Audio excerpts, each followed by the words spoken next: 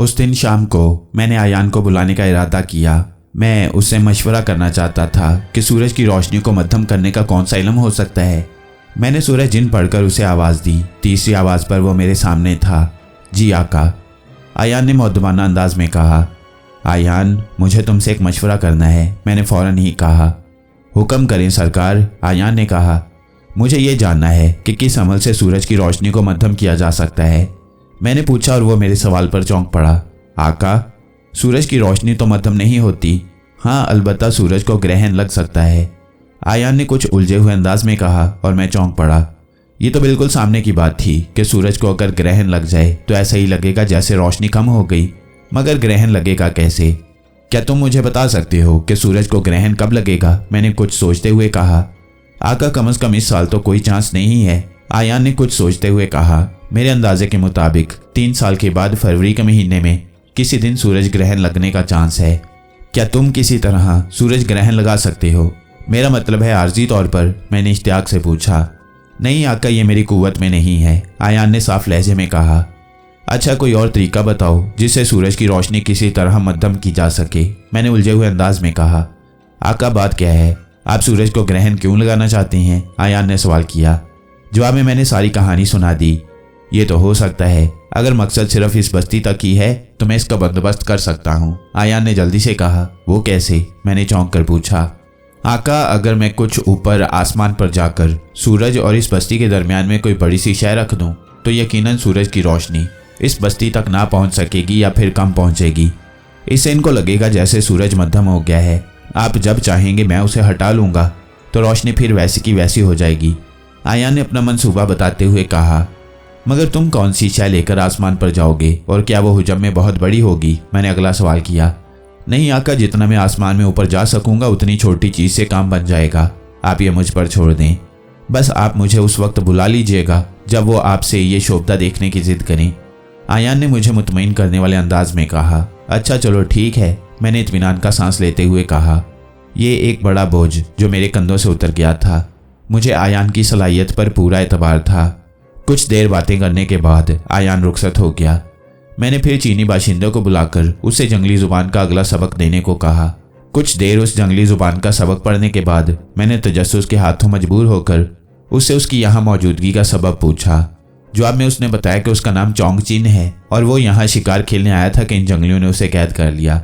चूँकि वो अकेला ही आया था इसलिए उसकी मदद को भी कोई पीछे नहीं आया। मुझे उसकी कहानी कुछ अजीब सी लगी। वो अकेला शिकार पर क्यों आया था? उसे अपने साथ कोई गाइड या फिर कोई मुलाजिम वगैरह रखना चाहिए था। बहरहाल मैंने उससे मजीद नहीं पूछा। शाम का खाना बड़ा पुरतकल्लुफ़ था। आधा पहाड़ी बकरा भुना हुआ था और उसके साथ काफ़ी सारे फल भी।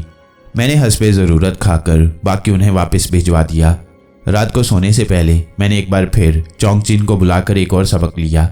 वो ज़ुबान अब कुछ मेरी समझ में आ रही थी, मगर अभी बहुत कुछ ऐसा था जो मुझे मज़ीद ज़हन नशीन करना था। अगले 2 दिन भी इसी तरह की मसरूफियत में गुजर गए। इस दौरान मेरा काबिल ज़िक्र कारनामा यही था कि मैं उन जंगलियों की ज़ुबान से इतना वाकिफ़ हो गया था कि उनकी कुछ बातें मेरी समझ में आने लगी थीं और मैं खुद भी चंद अल्फाज बोल लेता था। सूरज देवता की इबादत वाले दिन मैंने आयान को बुलाया। वो ना सिर्फ आ गया बल्कि उसने मुझे तसल्ली भी दी कि वो अपने इस ख्याल का तजुर्बा एक जगह करके आया है, इसलिए मुझे फ़िक्र नहीं करनी चाहिए। फिर काफ़ी दिन चढ़े एक जंगली मुझे बुलाने आया। मैं जब बाहर निकला तो देखा कि सारा कबीला वहाँ मौजूद था। वो सारे के सारे मुझे हैरत भरी नज़रों से देख रहे थे। फिर उसी बूढ़े जंगली ने उस चीनी के तवस्सुत से मुझे बताया कि पहले सूरज देवता की इबादत की जाएगी और इसके बाद वो मुझे अपनी निशानी दिखाने को कहेंगे। मैंने भला क्या एतराज़ करना था, मगर मुझे अंदाज़ा नहीं था कि वो इबादत कैसे करती हैं। और जब उन्होंने इबादत शुरू की तो मेरे हाथों के तोते उड़ गए। उनकी इबादत दरअसल कुर्बानी की एक रस्म थी। उन्होंने एक औरत को एक अजीब से चबूतरे पर बांध दिया और फिर उसके गिर्द रक्स करने लगे। चंद मिनटों के रक्स के बाद उन्होंने बड़े ही बेरहमाना तरीके से नेज़े मार मार कर उसको लहूलुहान कर दिया। वो औरत बड़ी बेचारगी से चिल्ला रही थी। फिर चंद जंगलियों ने उस औरत का खून एक प्याले में भरकर बड़े पुजारी के सामने रख दिया। उस पुजारी ने खून को सूरज की तरफ बुलंद करके कुछ अजीब से कलिमात पढ़े और फिर तेज़ी से उस खून को सूरज की जानिब उछाल दिया। खून कुछ देर हवा में रहने के बाद ज़मीन पर गिर गया और नरम मिट्टी में जज्ब होने लगा। फिर उस पुजारी ने एक बड़ी सी चादर उस गिरे हुए खून पर डालकर उसे ढक दिया और उसी के पास बैठकर कुछ पढ़ने लगा। मैं हैरत ज़दा उसको देख ही रहा था कि मुझे उस खून वाली जगह पर कुछ अजीब सी हरकत महसूस हुई। ऐसा लग रहा था कि जैसे कोई चीज़ उस चादर के नीचे हरकत कर रही हो। मैंने फौरन आंखें बंद करके अपनी रूहानी आंखों से देखा तो वो कुछ अजीब सी छोटी छोटी मगर बहुत ही बदनुमा मखलूक थी, और वह मखलूक बहुत तेज़ी से मिट्टी पर गिरा खून चाट रही थी। चंद ही लम्हों में उसने खून का नामो निशान तक मिटा दिया और फिर वह हवा में तहलील हो गई। इतने में पुजारी ने चिल्लाकर कुछ कहा और सारे जंगली खुशी से चहचहाने लगे। फिर उस पुजारी ने वो चादर ज़मीन से उठा दी। वो जगह जहाँ खून गिरा था वहाँ अब कोई एक छोटा सा धब्बा भी नहीं था। उसे देखते ही जंगलियों ने ऊंची आवाज़ में चिल्लाना शुरू कर दिया और पुजारी बहुत मुतमईन अंदाज में चलता हुआ एक तरफ खड़े सरदार के पास खड़ा हो गया। फिर सरदार ने चौंगचीन से कुछ कहा और मुझे अंदाज़ा हो गया कि अब मेरी बारी है। चौंगचीन ने मुझे उसका तर्जमा करके यही बात बताई कि अब मुझे अपनी अवतार वाली निशानी दिखाने को कहा जा रहा है। मैं चंद कदम आगे बढ़कर सबके दरमियान आ गया ताकि वो लोग मुझे देख सकें, और फिर ऐसे ही चंद अजीबोगरीब कलिमात पढ़कर मैंने अपने दोनों हाथ हवा में बुलंद कर दिए जैसे मैं कोई गैर मरई चीज़ हिलाने की कोशिश कर रहा हूँ। फिर मैंने आयान जो मेरे साथ ही खड़ा था उसे अपना काम शुरू करने का इशारा किया। वो जल्दी से हवा में बुलंद होता चला गया। मैं अपना ड्रामा जारी रखे हुए था और इस बात का मुंतजिर था कि कब आयान सूरज को ग्रहण लगाए तो मैं ड्रामे का अगला सीन शुरू करूं। मगर काफ़ी इंतज़ार के बाद भी जब रोशनी में कमी ना हुई तो मुझे हैरत हुई। उसे तो अपना काम चंद लम्हों में कर देना चाहिए था, फिर इतनी देर। परेशानी में मैंने आंखें बंद करके अपनी रूहानी आंख से आसमान की तरफ देखा तो हैरान रह गया। वही अजीब सी मखलूक जो मैंने खून चाटते देखी थी आसमान पर लातादाद बिखरी पड़ी थी और उन्होंने आयान को मुकम्मल तौर पर जकड़ा हुआ था। वह बेचारा अपनी जगह से हिल भी नहीं पा रहा था। मैं हैरत ज़दा उसे देख ही रहा था कि मुझे ज़मीन पर कुछ हलचल महसूस हुई। मैंने अपनी रूहानी आंख से देखा कि कुछ नेज़ा बरदार मेरे गिर्द इकट्ठे हो चुके हैं और उनके तेवर कुछ अच्छे नहीं लग रहे। ये सिचुएशन बड़ी अजीब सी हो गई थी। यकीनन उन्हें इस ताखीर की वजह से मुझ पर शक हो गया था। मेरे पास वक्त बहुत कम था, लिहाजा पहले मैंने आयान की मदद का फैसला किया। फौरी तौर पर उसे चिमटी हुई मखलूक को अपनी इर्तिकाज़े तवज्जो से परे धकेल दिया। उनकी गिरफ्त से आज़ादी मिलते ही आयान गोली की सी रफ्तार से आसमान की तरफ उड़ गया। उसे ताखीर का अंदाज़ा था। फिर मैंने ज़मीन पर अपने गिर्द खड़े नेज़ा बरदारों में से एक के हाथ से नेज़ा उसके अपने ही पाँव पर मार दिया। वह तकलीफ से चीखने लगा और बाकी सब उसकी तरफ मुतवज्जा हो गए। ऐन उसी वक्त सूरज की रोशनी मध्यम होने लगी और मैंने अपनी रूहानी परवाज़ ख़त्म करके अपने ड्रामे का अगला सीन शुरू कर दिया। मैंने ऊंची आवाज़ में उन्हीं जंगलियों की ज़ुबान में कहा, ऐ लोगो, मेरे अवतार को तस्लीम करो और जो ये कहे वैसा ही करो। मैंने जानबूझकर अपनी आवाज़ को बदला हुआ था और उसे हद्दुल इम्कान गूंजदार बनाया हुआ था। इस करिश्मे को देखते ही सारे के सारे जंगली सजदे की हालत में गिर गए। मैंने पुजारी की तरफ देखा तो वो बहुत ही ताज्जुब से मुझे देख रहा था और फिर अपने साथ खड़े सरदार को सजदे में गिरते देखकर वो भी सजदे में गिर गया। शायद उसके पास मुझे तस्लीम करने के सिवा कोई चारा न था। फिर चंद लम्हों के बाद मैंने आहिस्ता आहिस्ता अपने फुलाए हुए बाजू समेट लिए। मेरा इशारा समझते हुए आयान ने उस आर्जी से ग्रहण को ख़त्म कर दिया और रोशनी फिर अपनी नॉर्मल सतह पर आ गई। जंगली सजदे से उठ खड़े हुए और मेरे गिर्द रक्स करने लगे। सरदार के चेहरे पर भी अकीदत के आसार थे, जबकि पुजारी मुझे मशकूक नज़रों से देख रहा था। काफ़ी देर तक एक तूफ़ान बदतमीज़ी मचा रहा और फिर आहिस्ता आहिस्ता जंगली अपने अपने घरों की तरफ चल दिए। सरदार मुझे साथ लेकर अपने झोंपड़े की तरफ चल पड़ा। बूढ़ा पुजारी भी साथ साथ था। हमारा मुतरज्जिम चौंगचीन भी साथ ही था। सरदार का झोंपड़ा अंदर से बहुत साफ सुथरा और काफ़ी भरा भरा सा था। उसे देखकर मुझे पुराने बादशाहों का ज़माना याद आने लगा जो कभी कभी हम टेलीविज़न पर पुरानी फिल्मों में देखा करते थे। एक बड़ा सा चबूतरा बना हुआ था जिस पर शेर की खाल सुखाकर डाली गई थी। इर्द गिर्द 2 मुलाजमाएं पंखा झल रही थीं। सामने बैठने के लिए सटूलनुमा कुर्सियां पड़ी हुई थीं। सरदार ने मुझे इज्जत देते हुए अपने साथ चबूतरे पर बिठा लिया, जबकि बूढ़ा पुजारी सामने पड़े एक स्टूल पर बैठ गया। सूरज के अवतार का हमारे लिए पहला हुक्म क्या है? सरदार ने एहतराम से पूछा, जिसका तर्जमा मुझे चौंगचीन ने करके सुनाया। सूरज देवता को तुम्हारी इबादत बिल्कुल पसंद नहीं है, खास तौर पर औरत की कुर्बानी देना। मैंने वो बात कर दी जो काफ़ी देर से मेरे जहन में फंसी हुई थी। चौंगचीन ने जब इसका तर्जुमा किया तो पुजारी बहुत मुस्तरिब नजर आने लगा। ठीक है, जो हुक्म आपका, अगली इबादत आपके हुक्म पर की जाएगी, सरदार ने उसी तरह एहतराम भरे लहजे में कहा। अभी मुझे आराम करना है, मैंने जान छुड़ाने के लिए कहा। मेरी बात का तर्जमा होते ही बूढ़े पुजारी ने जल्दी से कहा, सूरज देवता अपना अवतार सिर्फ खास मौक़ों पर ही भेजा करते हैं। क्या आप हमें बताना पसंद करेंगे कि आपको किस खास काम के लिए भेजा गया है? पुजारी के चेहरे पर शक नुमाया था। चोंगचिन ने भी इसे महसूस कर लिया था, मगर उसने बगैर कोई तासुर लिए उसकी बात का तर्जुमा कर दिया। हाँ, यह हकीकत है, मगर इस बात का पता वक्त आने पर ही चलेगा। सूरज देवता अपनी बातें आम लोगों पर जाहिर नहीं करते। मैंने इस बार फिर अपना पहलू बचाते हुए कहा। जब चोंगचिन ने उसका तर्जुमा करके पुजारी को बताया तो साफ लग रहा था कि वो कतई तौर पर मुतमईन नहीं था। मैंने उसकी परवाह ना करते हुए वहां से उठने का कसद किया। मेरे उठते ही सरदार भी उठ खड़ा हुआ और फिर वो और पुजारी मुझे बाहर दरवाजे तक छोड़ने आए। फिर सरदार ने मुझे एक जंगली के हमरा एक और झोंपड़े की तरफ भेज दिया। ये झोंपड़ा पहले वाले से काफ़ी कुशादा था और यहाँ रखा हुआ सामान भी सरदार के झोंपड़े के मुकाबले का था। चोंगचिन भी मेरे साथ ही था। मुझे काफ़ी थकावट महसूस हो रही थी, मगर यहाँ की ज़ुबान सीखना बहुत ज़रूरी था। इसलिए मैंने हिम्मत करके चोंगचिन से मज़ीद सबक लिया और फिर उसे जाने का कहकर आराम करने लेट गया। इधर उधर की सोचते सोचते हुए मुझे नींद आ गई।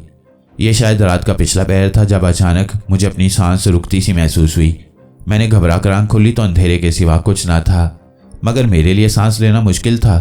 ऐसा लग रहा था जैसे किसी ने मेरे नाक और मुंह के आगे ना नजर आने वाली कोई चीज़ बांध दी हो, जो सांस के रास्ते में रुकावट बन रही थी। मैं अभी इस सूरत हाल को समझ भी ना पाया था कि अचानक ये सांसबंदी ख़त्म हो गई और मैंने बेख्तियार एक गहरा सांस लिया। मगर उस सांस के साथ ही एक इंतहाई नागवार बू भी नाक के रास्ते अंदर चली गई और फिर मेरे जहन पर गनूदगी छा गई।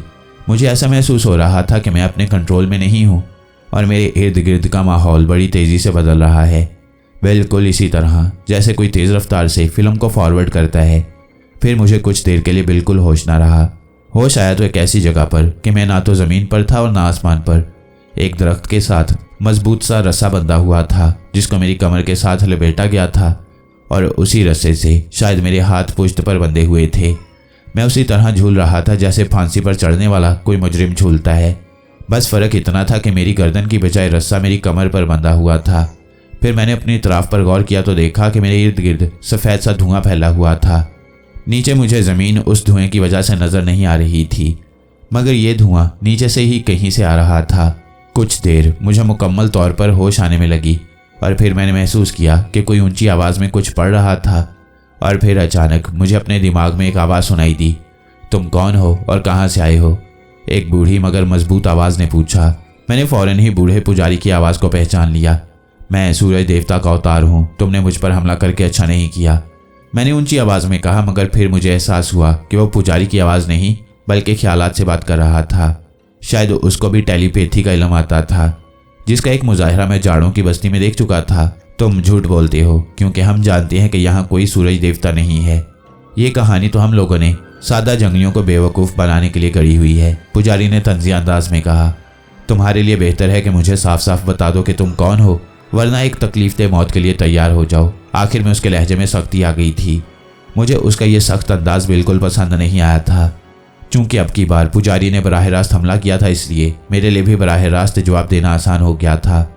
इसलिए मैंने उसे सबक सिखाने का फैसला कर लिया।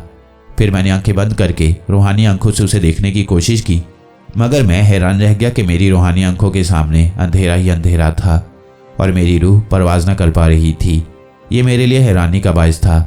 जिस्मानी आंखों से तो मुझे धुआं नजर आ रहा था, मगर रूहानी आंखें मुकम्मल अंधेरा ही दिखा रही थीं।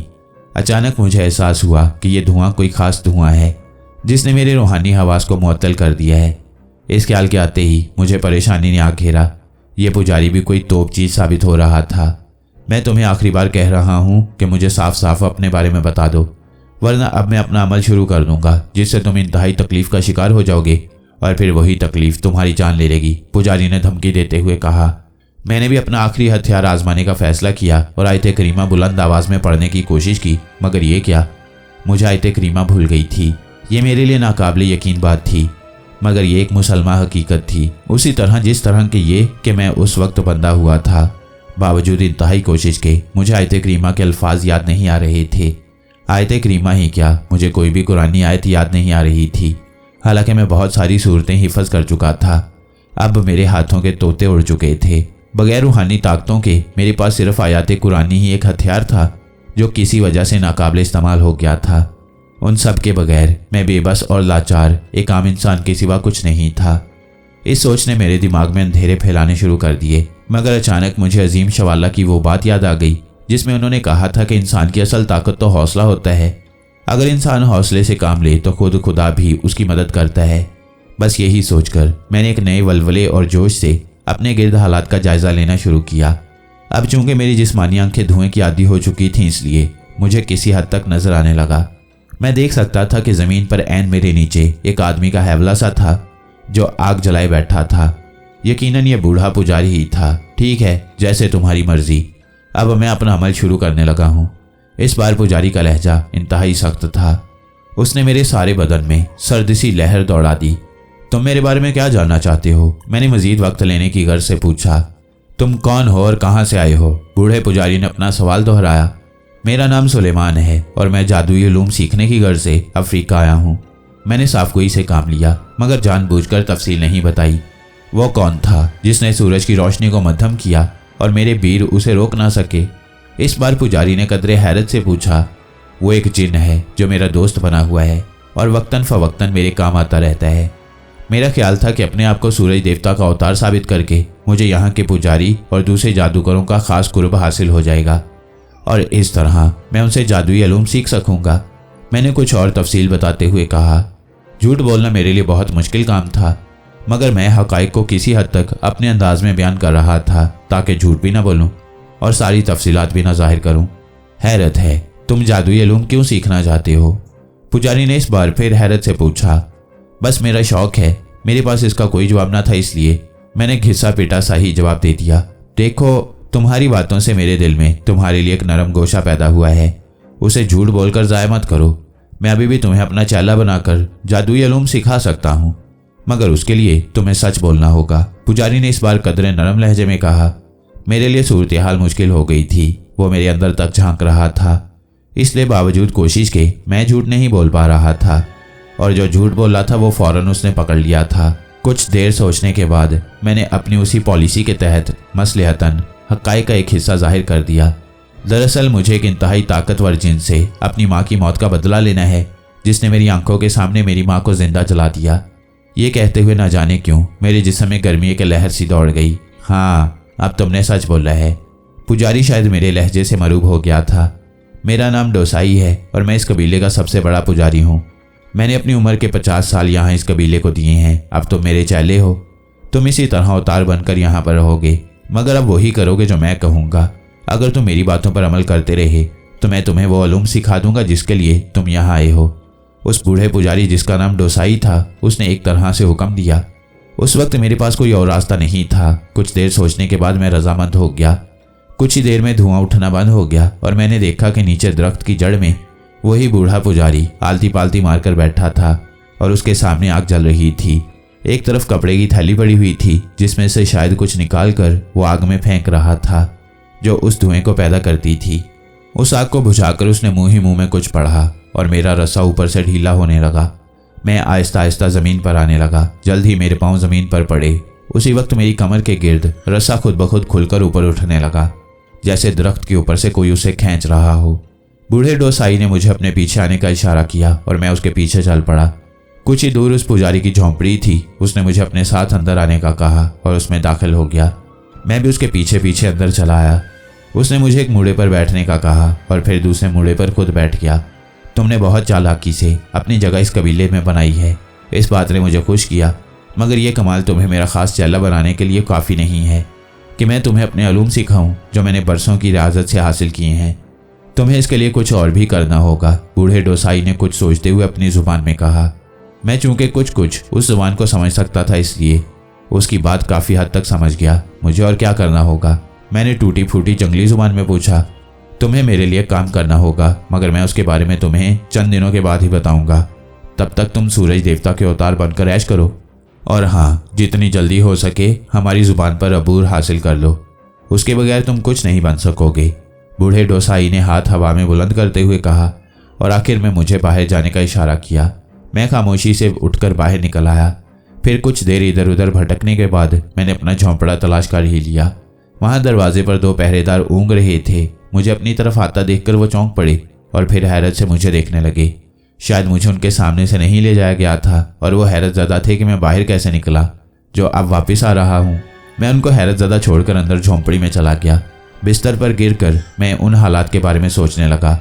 बूढ़ा डोसाई मेरे अंदाजे से ज़्यादा ताकतवर निकला और उसने ना जाने कैसे मेरे रूहानी ख्वास पर काबू हासिल करके मुझे इस तरह बेबस और लाचार अपनी बात मानने पर मजबूर कर दिया। यकीनन वह धुआं ही उसकी असल ताकत था, वरना वह मुझे और आयान को मसनूई सूरज ग्रहण लगाने में कभी कामयाब न होने देता। फिर अचानक मुझे अपनी रूहानी कुव्वतों की बंदिश का ख्याल आया। मैंने जल्दी से आंखें बंद करके रूहानी परवाज़ की और ये जानकर मेरी खुशी का कोई ठिकाना न रहा कि मेरी कुव्वतें बहाल हो चुकी थीं। मैंने आंखें खोलकर आयते करीमा याद करने की कोशिश की तो वो भी मुझे ऐसे याद आ गई जैसे कभी भूली ही ना थी। ये सब कुछ मेरे लिए बहुत अजीब था। पता नहीं दुनिया में कैसे कैसे जादुई अलूम भरे पड़े हैं। बहरहाल मुझे ये सब सीखने थे, या कम से कम इतना जो मुझे ताली सरकार के मुकाबले की शक्कत दे सके। यही सब कुछ सोचते सोचते मुझे नींद आ गई और फिर सुबह को सूरज चढ़े मेरी आंख खुली। मेरी तवाज़ो पुरतकल्लुफ़ नाश्ते से की गई। उसके बाद सरदार ने मुझे अपने साथ लेकर सारे कबीले का चक्कर लगाया। इसी तरह वक्त गुजरता गया। मैंने चौंगचीन की मदद से अब बहुत हद तक उन कबीले वालों की जुबान पर अबूर हासिल कर लिया था। ताहम इस दौरान डोसाई से कोई मुलाकात न हो सकी और फिर एक दिन वो मेरे झोंपड़े में दाखिल हुआ। खूब ऐश हो रही हैं? डोसाई ने तंजिया लहजे में पूछा। हाँ, मैंने भी अक्खड़ अंदाज में कहा। मैं ये बताने आया था कि कल फिर सूरज देवता की इबादत का दिन है और मैं चाहता हूँ कि तुम मेरे बताए हुए तरीक़ाकार में कोई तब्दीली मत करो। डोसाई ने कहा। यानी वही औरत के बेरहमाना अंदाज में कत्ल करने वाला तरीका? मैंने तल्ख लहजे में पूछा। हाँ, मेरे वीरों को खून की ज़रूरत होती है और उसके लिए मुझे ये सब कुछ करना पड़ता है। डोसाई ने तेज़ लहजे में एक हाथ बुलंद करते हुए कहा। बस तुम अपनी ज़ुबान बंद रखना, वरना। मैं डोसाई की धमकी अच्छी तरह समझता था, इसलिए कुछ ना बोला और फिर वह थोड़ी देर बाद वापस चला गया। वो दिन मेरा सबसे बोर दिन गुजरा। मेरा मूड सख्त ऑफ हो गया था। ठीक है कि डोसाई के पास कुछ कुव्वतें मेरी समझ से बाहर थीं, मगर इस तरह हुक्म मानने की मुझे भी आदत नहीं थी। उसी रात मैंने आयान को बुलाकर उससे मशवरा किया कि इस डोसाई के सिलसिले में किस तरह पेश आना चाहिए। आका, डोसाई के पास बहुत बड़ी तादाद में वीर हैं। ये वीर उसकी मर्जी के मुताबिक हर जायज़ और नाजायज़ काम करते हैं। चूँकि ये इंसानों को नज़र नहीं आते इसलिए वो उनको जादू समझते हैं। इस तरह डोसाई इन सादालोह जंगलियों पर हुकूमत करता है। इस बर्तरी को कायम रखने के लिए उसे यह सब कुछ करना पड़ता है और वो करता रहेगा। आयान ने अपनी समझ के मुताबिक हालात का तज्जिया करते हुए कहा। वो तो ठीक है, मगर सुबह मैं एक और औरत का खून होते नहीं देख सकता। मैंने फैसला कुन लहजे में कहा। जो आप बेहतर समझें। मेरे लिए क्या हुक्म है? आयान के लहजे में वाज़ेह खौफ की झलक थी। तुम उस डोसाई से खौफज़दा हो? मैंने पूछा। जी हाँ, क्योंकि ये वीर बहुत ताकतवर हैं। चूँकि मुझे इनका तजुर्बा हो चुका है इसलिए मैं कह सकता हूँ कि ये आम वीरों से जो काला जादू सीखने वाले आमलों के पास होते हैं 1000 गुना ज़्यादा ताकतवर हैं। और हम जिन्नों के तो ये वैसे भी बहुत बड़े दुश्मन होते हैं। फिर आपने खुद ही बताया था कि उस डोसाई ने आपको भी बेबस कर दिया था। मुझे लगता है कि उसके पास बहुत ख़तरनाक कुव्वतें हैं। ऐसी सूरत में उससे टकराने की हिकमत अमली ख़तरनाक भी हो सकती है। वैसे भी आपकी यहाँ आमद का मकसद उन औरतों को बचाना नहीं बल्कि कुछ और है। आयान ने साफ लहजे में जवाब दिया। मुझे उसकी ये बात बहुत अच्छी लगी थी। वह साफ बात करता था, चाहे उसका अंजाम कुछ भी हो। तुम ठीक कहते हो। मैं तो इस कोशिश में हूँ कि किसी तरह उस डोसाई से कुछ सीख लूँ, मगर क्या करूँ, ये दिल भी नहीं मानता। मैंने बेबसी से कहा।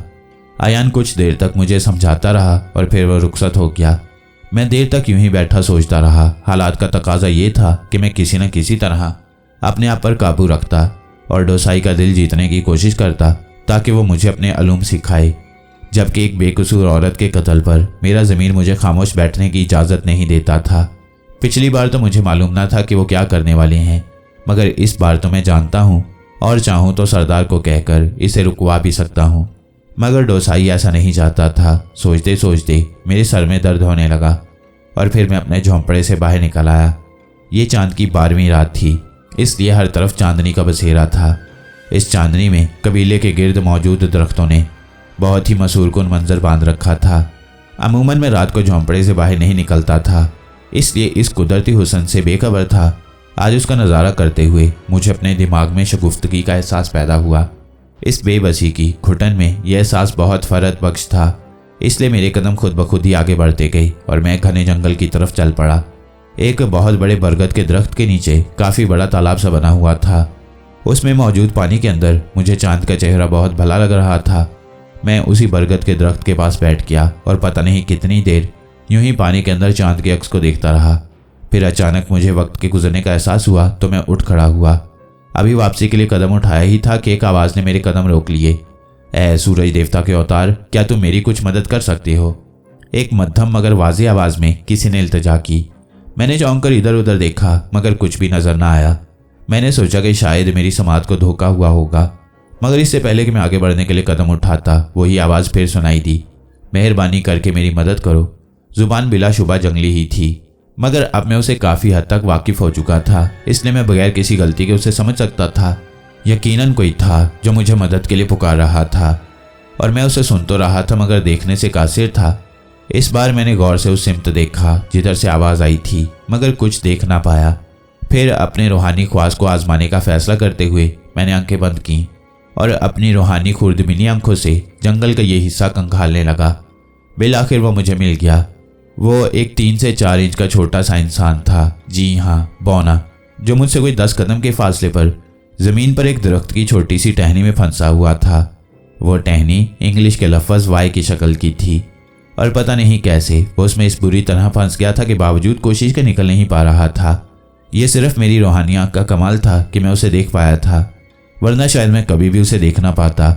मैंने आंखें खोल दी और फिर आहिस्ता आहिस्ता उसकी तरफ चल पड़ा। बहुत गौर से और करीब से देखने पर मुझे वो नज़र आ गया। बहुत बहुत शुक्रिया, मेहरबानी करके मुझे इस मुश्किल से निजात दिलाई। उसने मुझे करीब आते देखा तो फिर इल्तिजा भरे लहजे में कहने लगा, तुम कौन हो और किस तरह इस टहनी में फंस गई? मैंने हैरत भरे लहजे में पूछा। मेरा नाम सरोका है और मैं अपने कबीले का सरदार था। हमारे एक दुश्मन कबीले ने हमारे कबीले पर रात की तारीकी में हमला कर दिया और सब मर्दों को मारकर मुझे मौत की सज़ा सुनाकर यहाँ छोड़ गए। अभी थोड़ी देर में कोई खूंखार जंगली बिल्ली या कोई और जानवर मुझे मारकर खा जाएगा। ये एक ऐसी सज़ा है कि मैं सिवाय बेबसी से अपनी मौत का इंतज़ार करने के कुछ नहीं कर सकता। मेरी किस्मत शायद अच्छी है कि आप इधर आ गए और मेरी तरफ मुतवज्जा भी हो गए, वरना इंसान तो हमें देख ही नहीं पाते। उसने जल्दी जल्दी अपनी कहानी सुनाते हुए कहा, अब आप जल्दी से मुझे इस मुसीबत से छुटकारा दिलाइए, इससे पहले कि कोई जानवर मुझे अपना निशाना बना ले। मैंने आगे बढ़कर बड़ी एहतियात से उसे उस टहनी से अलहदा किया। टहनी को जानबूझकर आधा कट लगाकर खोला गया था और उसके बीचों बीच उसे फंसाया गया था। यकीनन वो अपने वजूद के तनासुब से जितनी भी ताकत उसमें थी अपने आप को आज़ाद नहीं कर सकता था। जब मैंने उसे आज़ाद कर दिया तो मुझे एहसास हुआ कि वो कुछ ज़ख्मी भी था। शायद उसकी पसलियाँ दबाव का शिकार हो गई थीं। तुम ठीक तो हो? मैंने तशवीश से पूछा। अभी नहीं, मगर कुछ देर में चलने के काबिल हो जाऊंगा, उसने तकलीफ से कराते हुए कहा। तुम इसी तरह पड़े रहे तो फिर भी कोई ना कोई जानवर तुम्हें उठाकर खा जाएगा, तो मेरे साथ चलो। मैंने अपना हाथ आगे बढ़ाते हुए कहा, शुक्रिया, आप यकीनन ठीक कह रहे हैं, बौने ने, जिसका नाम सरोका था, जल्दी से कहा और फिर बावजूद तमाम तकालीफ के उठकर मेरे हाथ की हथेली पर बैठ गया। मैं उसे लिए हुए खड़ा हो गया और आहिस्ता आहिस्ता अपने झोंपड़े की तरफ चल पड़ा। थोड़ी ही देर में मैं अपने झोंपड़े के सामने था। मैंने सरोका को अपनी मुट्ठी में दबाकर अपना हाथ अपनी कमर पर बांध लिया ताकि पहरेदार उसको देख ना सकें। अंदर दाखिल होकर मैंने सरोका को एक मोड़े पर खड़ा कर दिया। तुम अब यहाँ महफूज हो, मैंने उसे तसल्ली देते हुए कहा। अगर आपको तकलीफ ना हो तो कुछ खाने को मिल सकता है, उसने किसी कदर झिझकते हुए पूछा। ज़रूर, मैंने इधर उधर देखते हुए कहा और फिर एक टोकरे से कुछ फल लाकर उसके सामने रख दिए। उसने वह मुश्किल आध इंच के बराबर केला खाया और मूड़े पर लेट गया। मैं बगौर उसे देखे जा रहा था। जब मैंने देखा कि वो खाने से फारिग हो गया है तो तजस्सुस के हाथों मजबूर होकर मैंने सवाल कर दिया, दोस्त, कुछ अपने बारे में और बताओ। तुम मुझे कैसे जानते हो और तुम जैसे और कितने बौने जंगल में आबाद हैं? ऐ देवता के अवतार, इस जंगल में हमारी तादाद कोई 700 के लगभग है। हम लोग ज़ेरे ज़मीन घरों में रहते हैं और हमेशा इंसानों की आबादियों से दूर रहते हैं। हमारी सारी आबादी छोटे छोटे बेशुमार कबाइल में बटी हुई है। हम इंसानों से दूर तो रहते हैं, मगर हमारे जासूस हमेशा इंसानों के करीब रहते हैं ताकि ये जान सकें कि कहीं उन्हें हमारे बारे में इल्म तो नहीं हो गया। तुम जानते हो कि जिस दिन इंसानों को हमारे बारे में इल्म हुआ तो वो फ़ौरन हमें मारने के लिए दौड़ पड़ेंगे। इसलिए हमने अपनी हिफाजत की गर्ज से जासूस करीबी आबादियों पर नज़र रखने के लिए मामूर किए हुए हैं। इसलिए मैं ये जानता हूँ कि आप देवता के अवतार हैं और इस आबादी में रहते हैं। सरोका बौने ने तफसील बताते हुए कहा। हैरत है, हमारी दुनिया तुम लोगों के बारे में लाइलम है, मैंने सच्ची हैरत से कहा। अच्छी बात है, शायद इसीलिए हम भी जिंदा हैं। पहली बार सरोका बौने ने मुस्कुराते हुए कहा। हाँ, शायद तुम ठीक कहते हो। मेरे पास उनके गुमान को गलत साबित करने के लिए कोई दलील न थी। अच्छा, अब तुम कहाँ जाओगे? यकीनन अपने कबीले का बदला लोगे? मैंने पूछा। नहीं, वो लोग बहुत ताकतवर हैं और मैं अकेला उनका कुछ नहीं बिगाड़ सकता। मैं कोशिश करूंगा कि शुमाल की जानिब एक और कबीला जरता है जिसका सरदार मेरा बहुत अच्छा दोस्त है। अगर मैं उसके पास पहुंच सका तो यकीनन उसे अपनी मदद के लिए आमादा करने में कामयाब हो जाऊंगा। फिर वो यकीनन मेरा बदला उस कबीले से ले सकेगा। सरोका ने अपना मंसूबा बताते हुए कहा। तुम्हारे दुश्मन कबीले ने तुम्हारे कबीले को क्यों तबाह किया और उसकी तुम लोगों से क्या दुश्मनी थी? मैंने सवाल किया। वो कबीला रोहतास के नाम से जाना जाता है और बहुत ही जंगजू मशहूर है। हमारे कबीले के एक गिरोह ने उनके कबीले के काफिले को गलती से लूट लिया। बस वो तैश में आकर हम पर चढ़ दौड़े। चूंकि हम पर हमला रात के वक्त हुआ था, इसलिए हम तैयार न थे और मात खा गए। मेरे कबीले के 50 मर्द और 45 औरतें थीं। उन्होंने सारे मर्दों को कत्ल कर दिया और औरतों को अपनी बांदी बनाकर साथ ले गए। सरोका ने अफसोस से उस दर्दनाक वाक़े की तफसील बताई। ठीक है दोस्त, तुम जब तक चाहो यहाँ रहो। तुम मुझे एक दोस्त ही पाओगे। अगर मैं तुम्हारी कोई मदद कर सका तो ज़रूर करूँगा, वरना जहाँ तुम कहो मैं तुम्हें छोड़ आऊँगा। मैंने फराग दिली से पेशकश की। आपका बहुत बहुत शुक्रिया। मैं आपको ज़्यादा तंग नहीं करूँगा और सुबह होते ही यहाँ से निकल जाऊँगा, सरोका ने जवाब दिया।